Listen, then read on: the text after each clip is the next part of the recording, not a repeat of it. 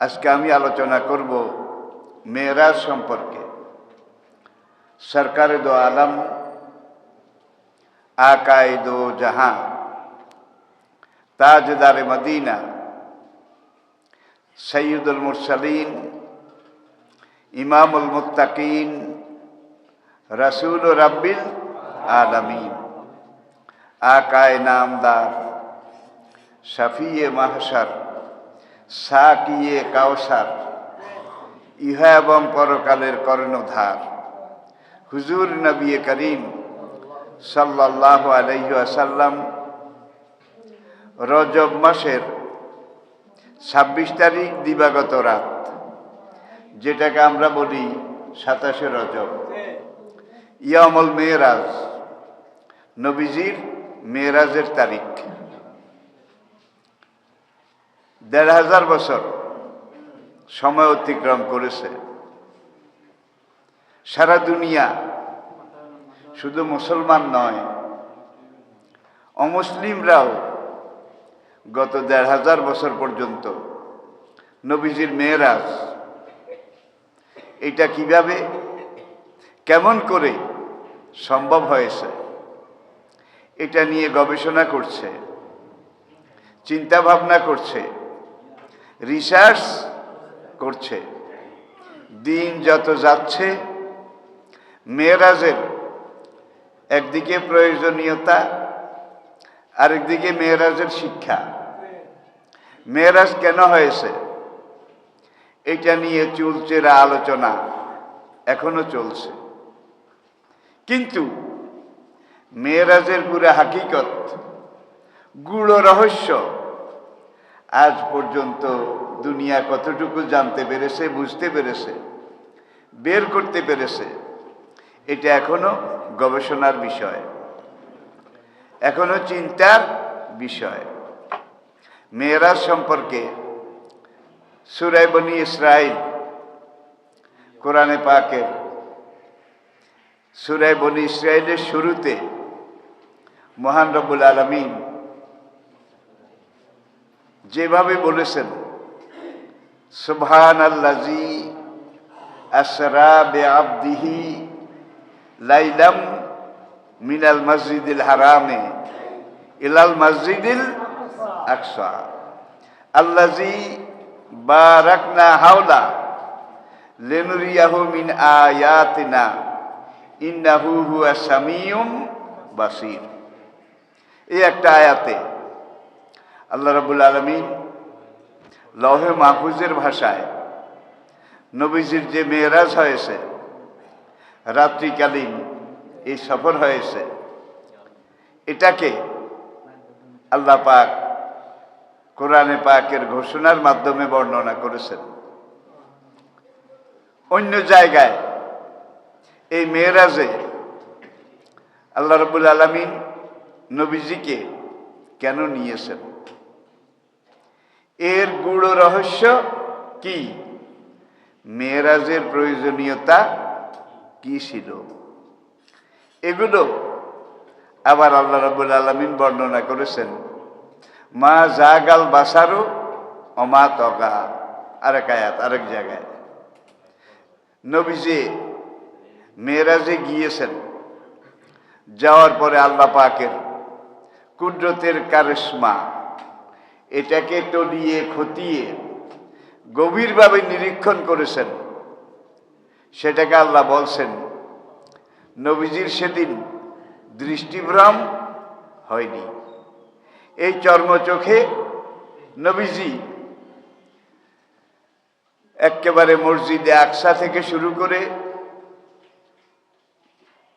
ফেরেশতাদের মসজিদ বাইতুল মামুর, সেখান থেকে আলমে নাসুদ, আলমে মালাকুত, ৭ আসমান পেরিয়ে সিদরাতুল মুনতাহা পেরিয়ে আলমে নাসুদ, আলমে মালাকুত পার হয়ে আল্লাহ পাকের আরশে আজিম পর্যন্ত গিয়েছেন। পড়ি সুবহানাল্লাহ। এখানে একটা জিনিস প্রণিধানযোগ্য, মক্কাতে একাধারে ১২ বছর, এক যুগ নবীজি ইসলামের দাওয়া কাজ, ইসলাম প্রতিষ্ঠার দাওয়াত, একজন দায়ী আল্লাহ হিসাবে 1 যুগ 12 বছর দাওয়াত দেওয়ার পরে মক্কার হাতে গোনা কয়েকজন লোক, হাতে গোনা, তারা ইসলাম গ্রহণ করেছিলেন। বাকি মক্কা নবীর বিরুদ্ধে। সাহাবাই কেরামের উপরে কত অত্যাচার, কত নির্যাতন, কত নিপীড়ন, কতভাবে, এমনকি নবীজির উপরে। নবীজি কাবা ঘরে যখন সালাত শুরু করতেন, নামাজের নিয়ত করতেন, কেউ নবীর দিকে পাথর, কঙ্কর, ধুলাবালি এগুলো নিক্ষেপ করত। কোন কোন সময় নবী যখন সেজদায় যেতেন, উটের পচা, নাড়ি ভুঁড়ি এগুলো এনে নবীর গলায় পেঁচিয়ে দিতেন। কত রকমের বিশ্রী বিরোধিতা তারা করেছিল। 12টি বছর দাওয়া কাজ করার পরেও মক্কার মেজরিটি অধিকাংশ মানুষ ইসলাম গ্রহণ করেনি। তবে আগামী দিনে এই মক্কা ইসলাম কায়েমের, আল্লাহর দ্বীন প্রতিষ্ঠার একটা প্রাথমিক সূচনা এই 12 বছরে হয়েছে। কোন দেশে, কোন এলাকায়, কোন জনপদে দ্বীন কায়েম হওয়ার জন্যে 2টা শর্ত লাগে। একটা হলো যেখানে ইসলাম প্রতিষ্ঠা করা হবে সেখানকার মেজরিটি, অধিকাংশ মানুষ ইসলামকে সমর্থন করা লাগে, ইসলামকে ভোট দেওয়া লাগে, ইসলামের পক্ষে মত প্রকাশ করা লাগে, নাম্বার 1। নাম্বার 2, যেখানে ইসলাম কায়েম হবে সেখানে ইসলামী খেলাফত, ইসলামী রাষ্ট্র, এটা পরিচালনা করার জন্য কিছু লোক তৈরি হওয়া লাগে।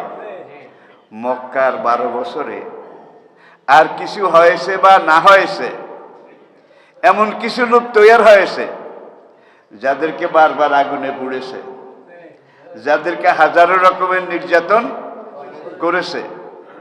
কোন লোভ লালসা, দুনিয়ার প্রভাব প্রতিপত্তি তারা চাননি। তারা দ্বীনের পথে অটল, অনড়, অবিচলভাবে টিকেছিলেন। বেলালের দিকে তাকান, মারতে মারতে বেলাল বেহুশ হয়ে গেছে। ফালাম্মা আফাকা, দীর্ঘ সময় বেহুশ থাকার পরে যখন বেলালের নিঃশ্বাস ফিরে আসলো, চেতনা ফিরে আসলো, হুশ ফিরে আসলো, তখন আবু জাহেল জিজ্ঞাসা করে যে তুমি এখন থেকে আর মুহাম্মদকে সমর্থন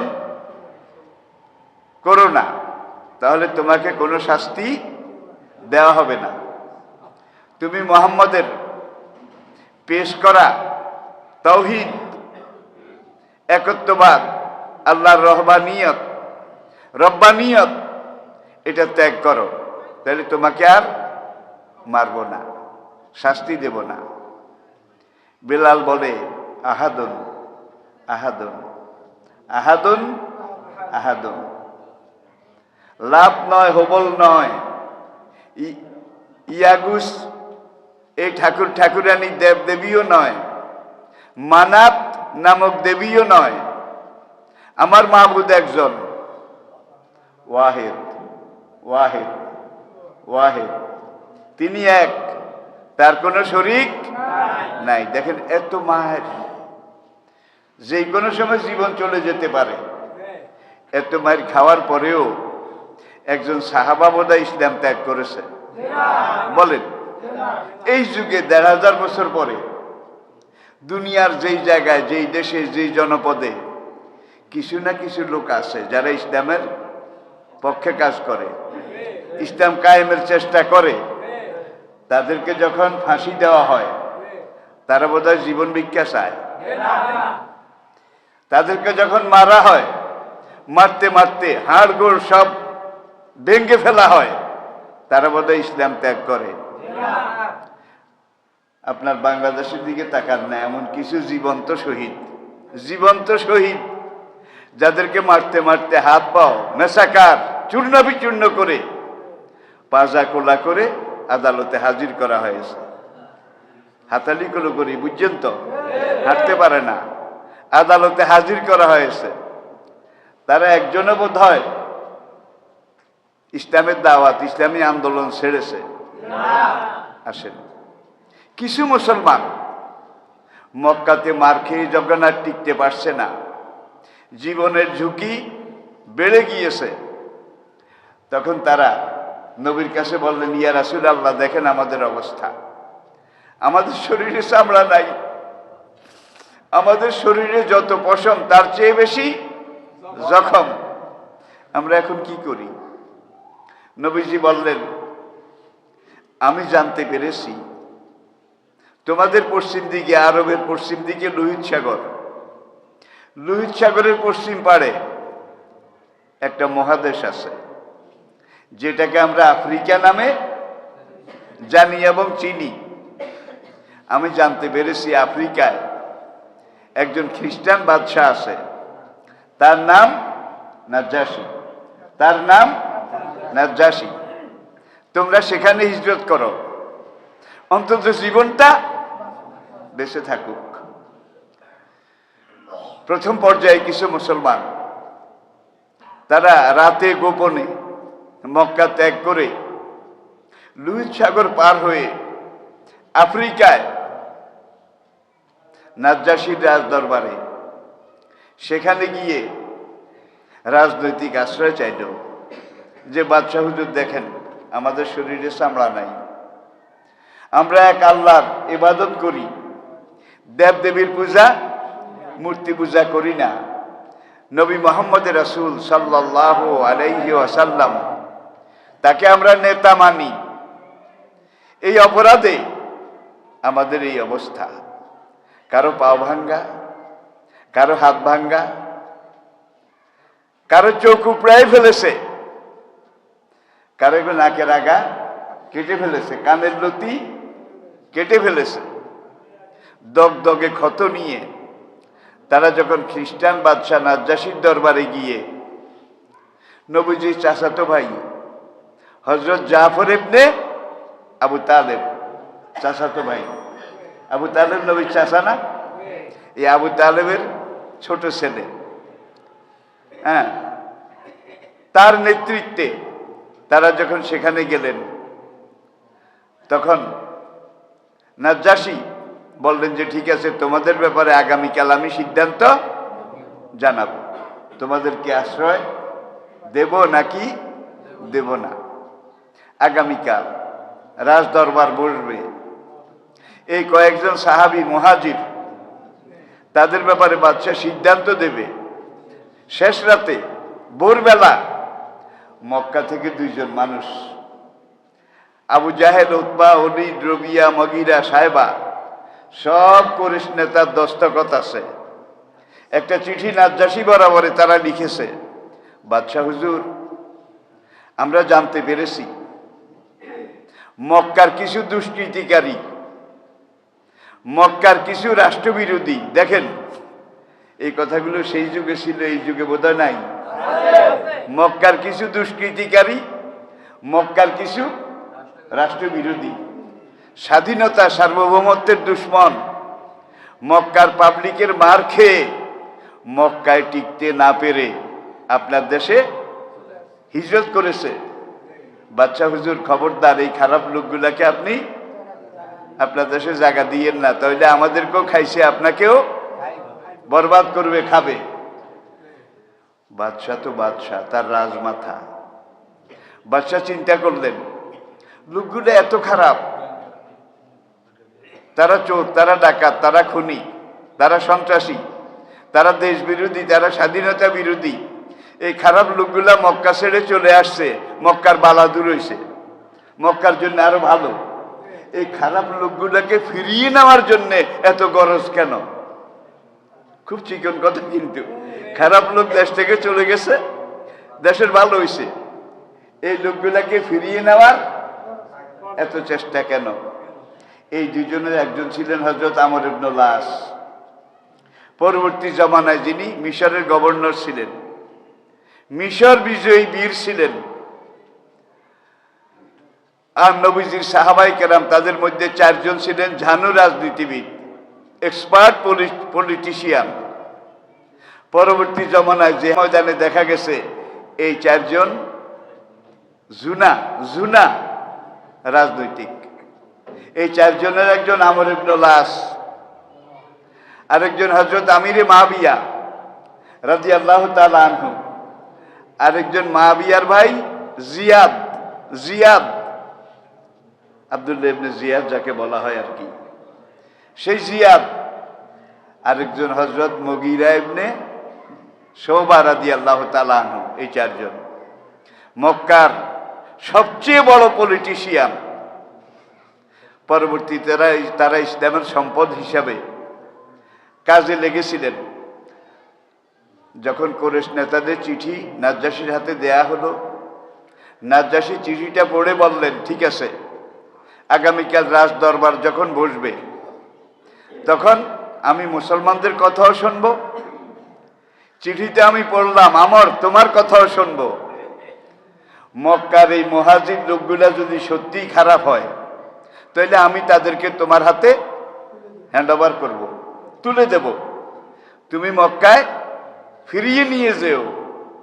আর লোকগুলা যদি নির্দোষ হয়, তাদের শরীরের জখম আমি দেখেছি, তাহলে এই নির্দোষ লোকদেরকে রাজনৈতিক আশ্রয় দেওয়া, এটা দুনিয়ার সব দেশের আইনে আছে। কি সব দেশের আইনে আছে রাজনৈতিক আশ্রয় দেওয়া? ঠিক আছে, আমি তোমার কথাও শুনবো, মুসলমানদের কথাও সকালে শুনবো। দরবার বসবে। সকালে দরবার বসলো। দরবার বসার পরে বাদশা নাজ্জাশী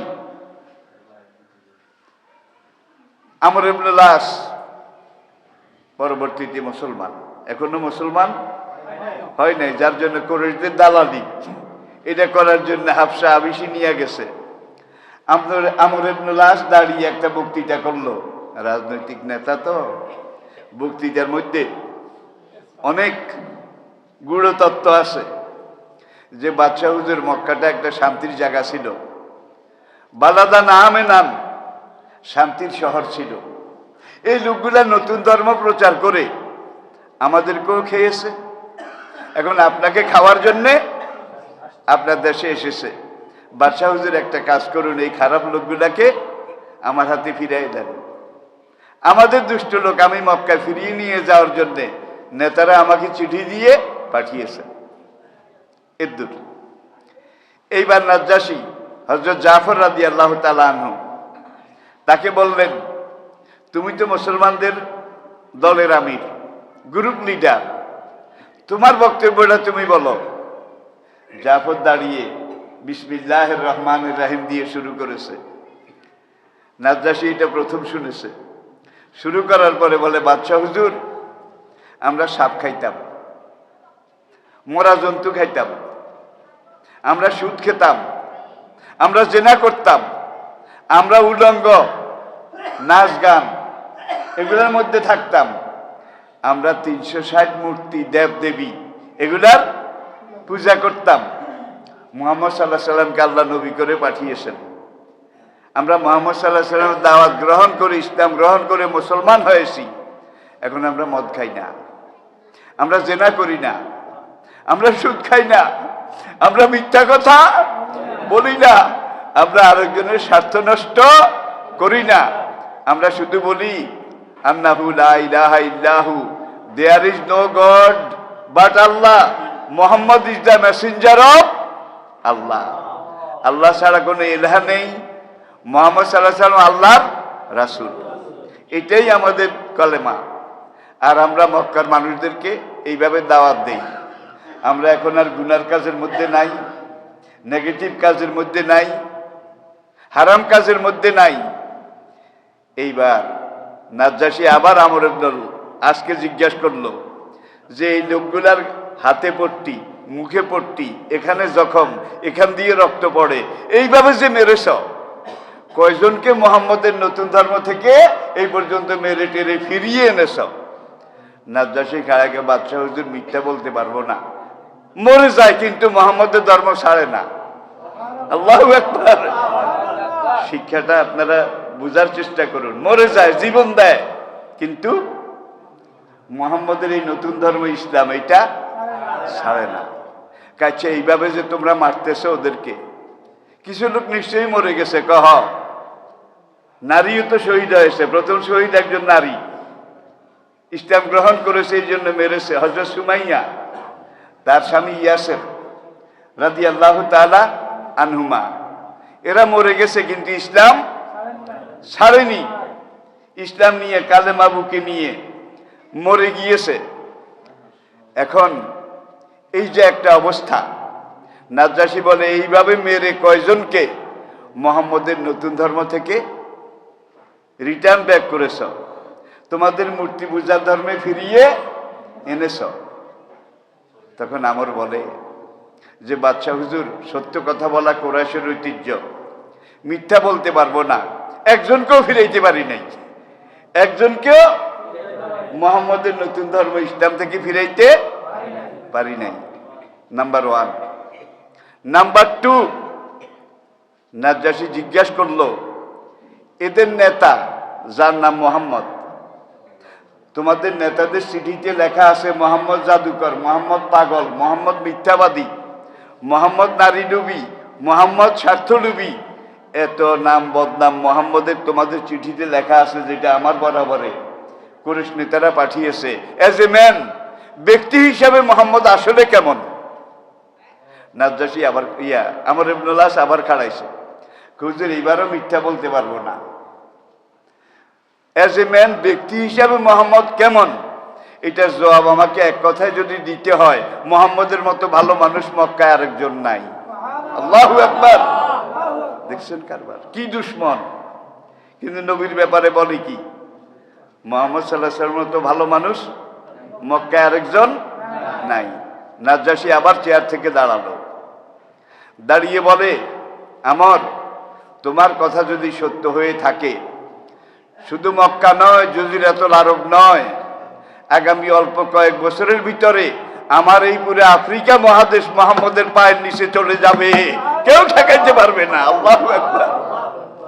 যায় নাই বোধহয়, যায় নাই বোধহয়। তাহলে সত্যের জয়, অসত্যের ক্ষয়, এটাই বাস্তব। আর যে কোনো জনপদে ইসলাম কায়েম করার চেষ্টা যারা করেছে, কামিন নবিয়িন কাতালা ও কুতিলা মাহুমুর রাব্বিয়ুনা কাসীর, এই হাদিসে দেখা যায় সব যুগেই যারা ইসলামের পক্ষে কাজ করেছে তারা মার খেয়েছে, তারা জীবন দিয়েছে, তারা জেল খেটেছে। এই যুগে বোধহয় খাটে না, মার খায় না, জীবন দেয় না। আল জিহাদু মাযিন ইলা ইয়াউমিল কিয়ামাতে, কিয়ামত পর্যন্ত দিন কায়েমের এই যে চলছে, চলবে। এখন আসুন, নাজ্জাশী পরিষ্কার বলে দিল, আমার মোহাম্মদের মতো ভালো মানুষ মক্কে আরেকজন নাই, এটা তোমার স্টেটমেন্ট, তোমার জবানবন্দি। আর মেরে টেরে একজনকেও ফিরাইতে পারো নাই, এটাও তোমার জবানবন্দি। এই দুই কথা যদি সত্য হয়ে থাকে, তাহলে আমার এই রাষ্ট্র মোহাম্মদের পায়ের নিচে চলে যাবে, আগামী কয়েক বছরের ভিতরে কেউ ঠেকাইতে পারবে না। যায় নাই বোধহয়, যায় নাই বোধহয়। ভাইরা, তাহলে আপনি এই যুগের ইসলামী আন্দোলন যারা করে, একজন মুমিনের ঈমানের দাবি কি? একজন মুমিনকে আল্লাহ যদি বলেন, এই পাহাড়টা যেখানে আছে, আজকে রাতের ভিতরে তুমি এটাকে ঠেলে ধাক্কায় 50 মাইল দূরে নিয়ে যাও, একজন মুমিনকে আল্লাহ হুকুম দিয়েছে, তখন ওই মুমিন লোকটার ঈমানের দাবি কি? যে এত বড় পাহাড় আমার মতো একজন মানুষের কিয়ামত পর্যন্ত ঠেললেও এটাকে নেওয়া তো দূরের কথা, নাড়ানোও যাবে না, সুতরাং আমি ঠেললাম না, হাত পা গুটিয়ে বসে থাকলাম, ঈমানের দাবি আদায় হবে? আমাকে আল্লাহ বলছে ঠেলে 50 মাইল নিয়ে যাও, ঠেলা আমার দায়িত্ব, 50 মাইল নেওয়া আল্লাহর দায়িত্ব। আমি আল্লাহর হুকুম মেনে ঠেলা শুরু করি। আল্লাযীনা জাহাদু ফীনা লানাহদিয়ান্নাহুম সুবুলানা। কয় তুমি যদি ঠেলা শুরু করো তাহলে এই পাহাড়কে 50 মাইল দূরে নেওয়া আমি আল্লাহর উপরে ফরজ হয়ে যাবে। ভাই আজকে বাংলাদেশের পাপের পাহাড়, এটাকে আমরা কেউ ঠেলি না, ঠিক কিনা বলেন? আমরা কেউ ঠেলি না। আপনি ধাক্কান, ঠেলতে ঠেলতে মরে যান। হাসরের দিন আল্লাহ জিজ্ঞাসা করলে আপনি বলবেন, রব্বুল আলামিন তুমি 50 মাইল দূরে নিতে বলেছ, আমি মরণ পর্যন্ত ঠেলতে ঠেলতে মরে গেছি। তখন আল্লাহ বলবেন যে তুমি পাস, তুমি প্রথম বিভাগে পাস। তাইলে ঠেলা আমার দায়িত্ব, 50 মাইল নেওয়া আল্লাহর দায়িত্ব। আল্লাহর জন্য বোধহয় এটা খুব কঠিন কাজ।